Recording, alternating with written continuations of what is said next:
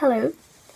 In my presentation, I will talk about the development of happiness among individuals and what exactly makes people happy. It also says something about the level of happiness in different countries. And my issue is, can a level of happiness between countries be explained with the individuality in the population? Before I get further, what exactly is happiness, and does it make different sense to people? Happiness is a wide concept, and it is difficult to point out a scientific conclusion to what the term holds. Some people believe that happiness is comfort or an intense, exciting feeling that occurs in specific moments. But the meaning of happiness is not the same in all cultures. A research from 2000 shows that by comparing Japan and the USA, the happiness is experienced differently. The Japanese has an understanding of the word that says that happiness is not anything you have, but it's only something that occurs between people in interactions. Therefore, the Japanese will think it's hard to answer such a question where yourself is in the focus. But what exactly matters in a survey? I have based my articles about previous surveys about happiness, mostly surveys from WVS or World Value Survey. This survey is a huge global project that researches and explores the values and beliefs people have and how they eventually changes. Since 1981, they have representative national surveys in almost 100 countries. But first, I will make it clear that some sources may be wrong. The word happiness may have another meaning in another country. Some may be answered that they are happier than they really are due to the culture, while others may not admit to themselves how happy they really are. By this comprehension, we can also say something about what you feel in the moment you answer such question. Let me say that you had this perfect morning, where you have had the most romantic night the evening before.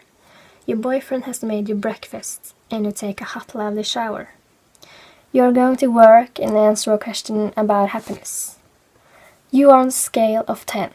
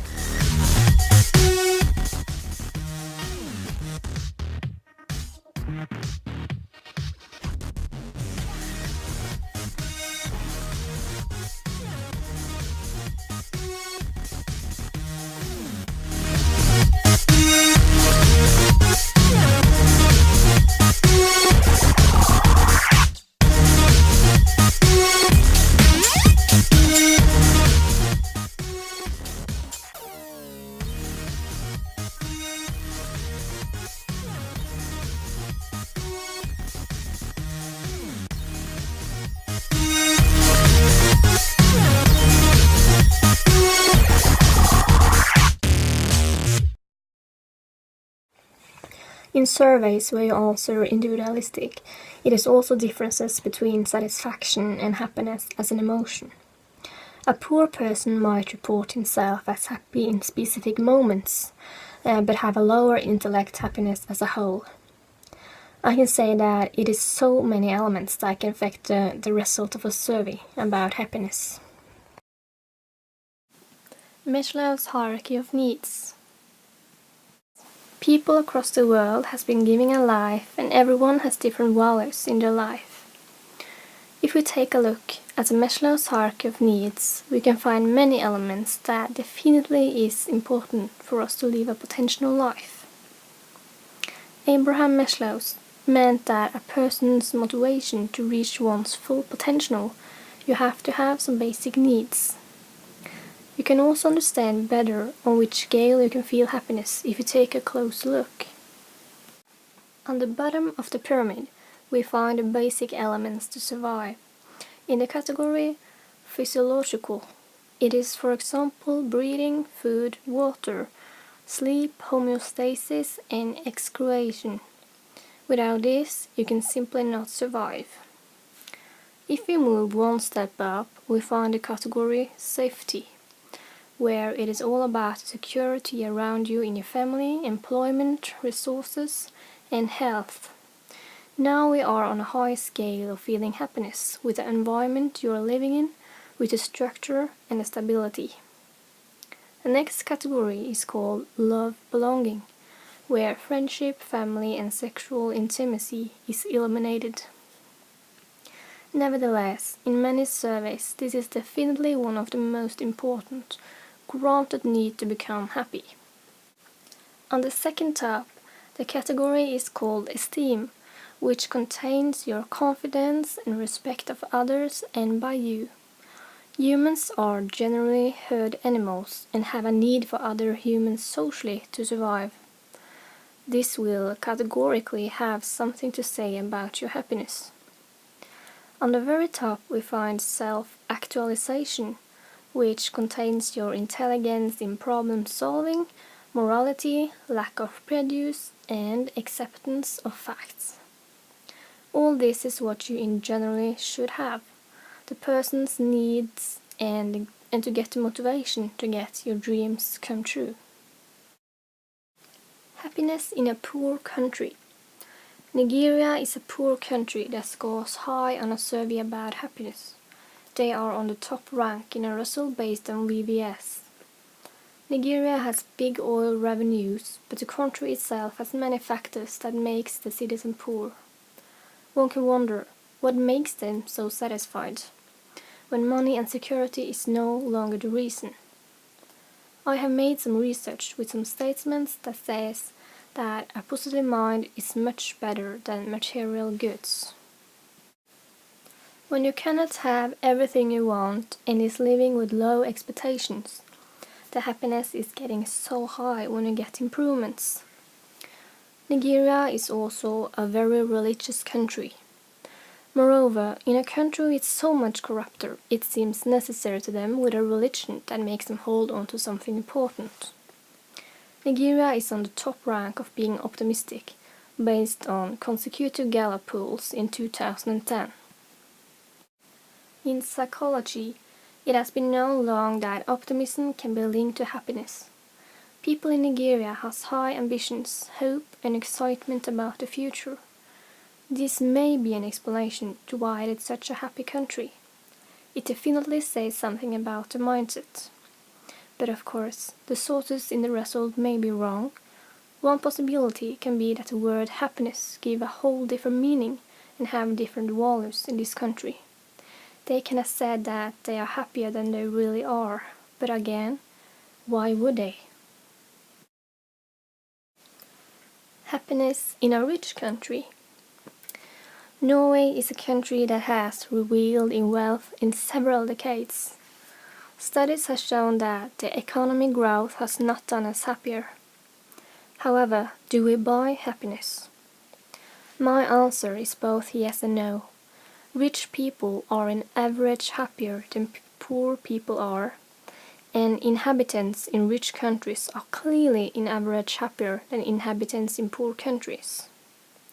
Money can give you more mental wellness. Based on the surveys, The Norwegians have said that as fast as you have enough money to a house, clothes and food, the money will mean less to you. It has also shown that women have a relatively better chance of feeling happiness than men. Age means a bit more. The elderly often gets reduced happiness due to deteriorating health and a loss of their spouse that may contribute to depression. It turns out that the family situation in Norway is a relatively important impact of the happy feeling. Many studies have been demonstrated separately for men and women at various stages in careers and individualism. It shows that when you leave your parental home and find a partner at the end of the period of living alone, the peak of happiness is reached. It seems to be a negative impact being single.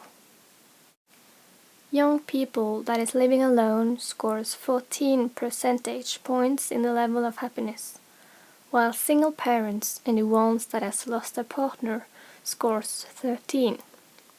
And for those who never found one, scores 11. Surveys based on Norwegians' happiness scores lower than people really say to others. In other words, we say we are happier to other people than what we answer on a survey. Does that say something about the importance of appear happier than we really are? Norwegians are proud people, but when we are about to be honest to ourselves, do we score lower in happiness because we always seek the happiness and think that we always can become happier? Are married happier? Many surveys have shown that people that are married are happier than the ones that is not. I can give examples from the study VVS in Norway in 1996, where unmarried scores with 20 points lower than married in a scale of happiness. Well, people have different needs, and we can find many reasons to why this statement is correct. The most obvious answer to this is that a marriage gives certain conditions that are beneficial for a human, like intimacy, security, close relations, and sex. I can say that the happiness are created by the marriage. On the other hand, people that are happy are maybe more confident and gets more often married than people that is unhappy. One reason can be that people that often find someone to share their life with are easier to be around, or have easier for getting close relations. However, this is not a blueprint. In many countries, family and friends is most important. Others choose to reach individualistic goals where friends and family is less important, and you get happy of your own success. But how does the society contribute with happiness? When it comes to how the society contributes with satisfaction and happiness, we can talk about how the state is regulated, how it maintains the inhabitants' needs and welfare. Macro factors that can be important for a society are democracy, freedom, social equality, and a functioning state. The factors are elements that make life easier for human beings. You have the basis for surviving, and much more. Due to poor countries, you have a better opportunity to choose what you want in your life and live in safe environments. We can say that a relative better welfare can give happiness on a higher scale. For example, in Norway, a rich country with inhabitants that earns great. But can material goods buy our happiness? If I want the most expensive car and the greatest house, am I dissatisfied until I get it? Maybe I get the car and get a blister to my body for at least a week. A conclusion to material happiness may be that it is not a lingering sense. However, if we continuously make goals, we can get the same bliss when we get what we have wanted. While others maybe take material goods for granted. If you think family is important and want to spend time with them, this can promote happiness and lead to that you do that often. The relationship between culture, values, and happiness are very complicated. It is reasonable to say that happy people also sometimes feel unhappy, and this is not certainly a bad thing. It has been clear that in some situations negative emotions can help people to act more effectively. Therefore, happiness does not mean a complete absence of negative emotions. The person that is happy, however, does not feel long-lasting negative feelings, just in suitable situations. Collectivist and individualistic values. If you have a long goal that you strive for, this can affect your happiness. It is a difference between individualistic and collectivistic values. Collectivists has a need for others and a connection and harmony into the group. You set the family in front instead of yourself. Therefore, your personal happiness is not a goal that you prioritize. Other cultures emphasize individualism and their need and values. Moreover, in Western countries, one seeks after the happiness. Like in Norway, most of the population have an individualistic mind when it comes to own need and personal growth. The searching for happiness starts when it stand on our own legs. And in Asia, they have a tendency to look away from getting happy and instead search for other goals compared with Western countries. This found its arguments that individualistic countries have more happy inhabitants than collectivist countries. Surveys about the relation between happiness and religion shows that it has a weak but positive effect on happiness. When you have a religion or other things that you believe in that you share with others in the society, you get a cohesion. And the religion can give you the safety you need, the meaning of life, and maybe give the individual's goals that contributes to happiness. There is big differences between countries and their grade of religiosity. For example, in Russia and Vietnam, almost no one is religious, while in Nigeria and Zimbabwe, almost everybody is. And the differences in which of the countries with or without religion is not big, but the variables may have an explanation between countries. To my conclusion, although high individual comfort tends to help people propose better, it is not, of course, enchanted or a cure to success. Happy people do get ill and do lose friends, and not all happy people are dynamic workers. It is almost unnecessary to say that many other factors such as personality, intelligence and social capital are also important for good functioning. As I have mentioned, good welfare states like Norway have a relatively better chance of feeling happiness than people with low income and an undemocratic state. Culture, traditions, belonging say something about who you are and which values you represent. There is no definitive answer on what makes individuals happy, but people having a religion is a part of something that makes their life worth living on their own set. Their tasks in life is to follow and respect the rules in their religion, which makes them satisfied and pleased at this importance. Love and marriage goes high on surveys about happiness. Many people's goals in life is to build a family, have a home, and getting a job, and to just live a good life with their family. While others may search for peace and harmony with their own soul and maybe nature. Material goods is something that may give you happiness, but one can speculate, how long are you happy with money? If you can buy whatever you want, do the values have the same meaning? If you does not work for anything and never get the feeling of reaching joy in something you worked hard for, how do you know how amazing a meal can be if you're never hungry? Or how lovely it can be to sleep if you're never tired? Those are the things that money cannot buy that means so much for a human being to be pleased. And humans are social creatures. Without being with others, you may get depressed and get sick both mentally and physically. And with my issue, can a level of happiness between countries be explained with the individuality in the population?